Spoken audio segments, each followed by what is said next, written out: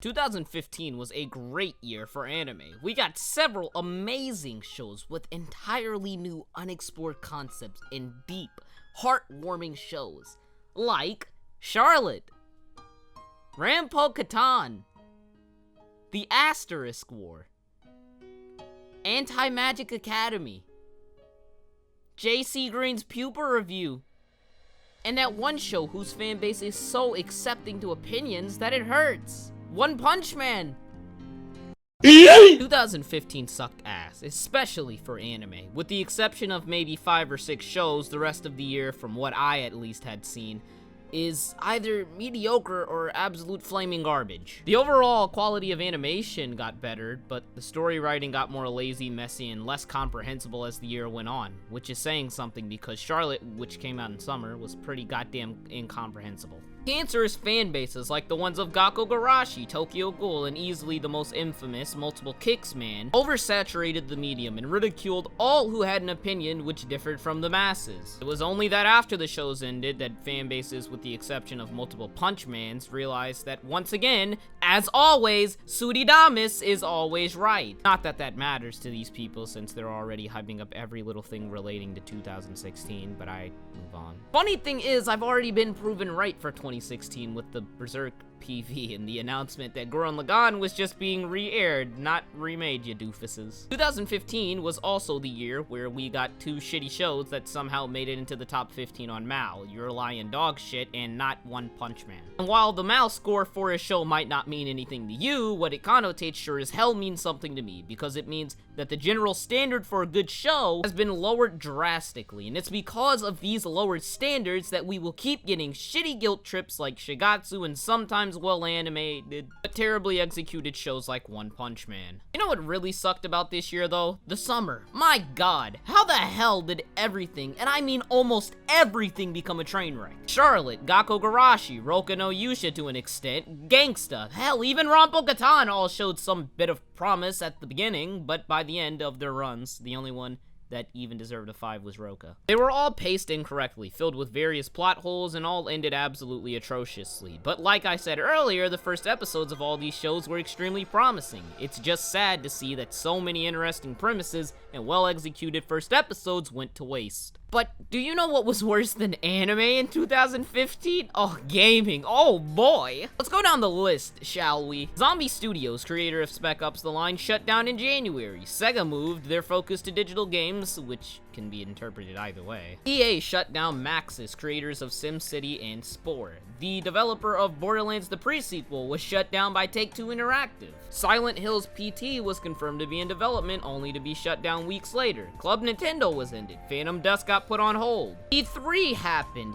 Jesus fucking Christ, that was an awful experience. And just weeks afterwards, Satoru Iwata passed away, and that didn't even mean anything because the Wii U is still selling like shit. Too early? Too early? Okay. Well, no one wanted the man to stay in control of the company, but I'm fairly positive that nobody was asking for him to die of cancer either. PlayStation VR was named, which is terrible because that means that Sony is still going through with this stupid-ass idea. The new 3DS released, and as a result, 5 million plus idiots probably wasted another $230 to play a game they already had at home on their couch.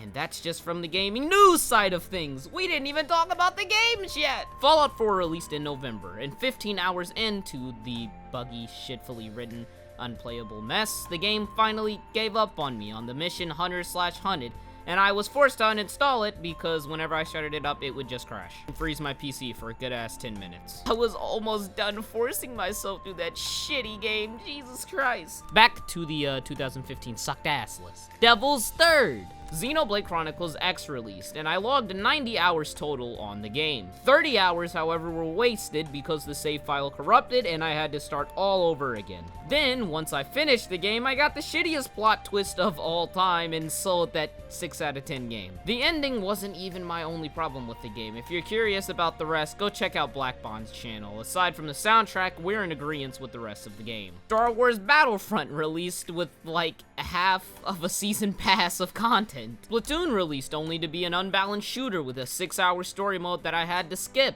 Dead or Alive Last Round released as a free-to-play game, but only has like 4 fucking characters and you have to pay for the rest. At that point, why not just price the game at the full $60 with all the content? Metal Gear Solid 5 released, and I got to play a little of it within the past 2 weeks or so, and I can say that at least 7 hours into the game, that the game is about a 6 or a 7 out of 10, depending on how much you want to penalize the story for being pretentious. Still a disappointment though. Was expecting a little more. Zelda U was delayed alongside Persona 5, and the new Star Fox looks like an absolute abomination. The winner of the Smash ballot was not the winner of the actual Smash ballot. If you want more info on that, go check a comment I made on my live reaction to the Direct. I don't feel like explaining it right now. Kojima couldn't even accept his own fucking award for the game that he made! Beat Sonic Lost World, and Jesus fucking Christ, do I have to say anything else? I also beat Shadow of Mordor, and the final boss is literally just 4 QTE actions. No, I'm not fucking joking. And worst of all, my dick hurts. So yeah, 2015 sucked ass. I guess we can try to look for the good. Kojima finally left that shithole that was Konami. Final Fantasy 15 was confirmed for 2016. I sold Xenoblade and a bunch of other games I beat and no longer played to buy an Xbox One for $250. Yay! Windows 10 was released, and I'd argue that it's the best operating system to date. Nintendo hired Tatsumi Kimishima as president and partnered up with DNA to fix basically everything wrong with the company. Cloud got put in Smash, The Witcher 3 released, and while I still haven't played it, it looks amazing, so I can't wait to get my hands on it. Monster Hunter 4 Ultimate came out and lasted me half of a year. You know, before I sold it, at the end. Quantum Break, Crackdown 3, Scalebound, and Recore all look promising as hell, and it makes me proud to be an Xbox One owner. And yeah, that's all I can think of, so I guess, even though there is positive, there was way more negative in 2015. No, I know I'm forgetting something. Oh yeah! First King will also be released in 2016, so get ready to embark on another epic adventure on your Nintendo 3DS. Man, 2015 sure was a great year.